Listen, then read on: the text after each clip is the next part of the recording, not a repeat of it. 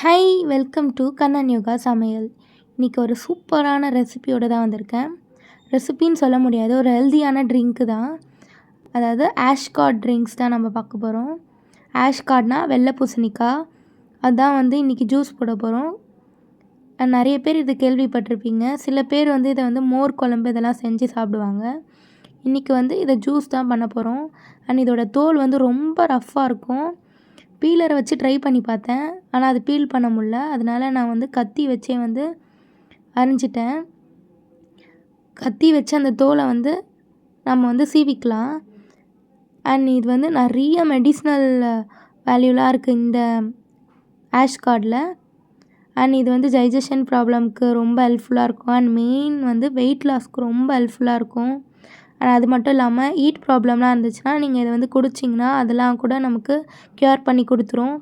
பார்த்திங்கன்னா நான் தோலை இந்த மாதிரி கட் பண்ணிட்டோன்னா நமக்கு ஈஸியாக வந்துடும். பார்த்திங்கனாலே உங்களுக்கு தெரியும், ரொம்ப ரஃப்பாக இருக்கும் அதோட ஸ்கின்னு. நீங்கள் இந்த மாதிரி இது பண்ணிக்கோங்க.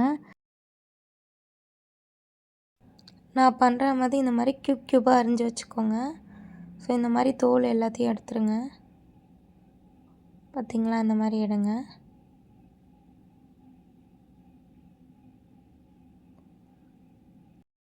நீங்கள் இந்த ஜூஸை குடிச்சிருக்கீங்களான்னு சொல்லிவிட்டு கமெண்ட் பண்ணுங்கள்.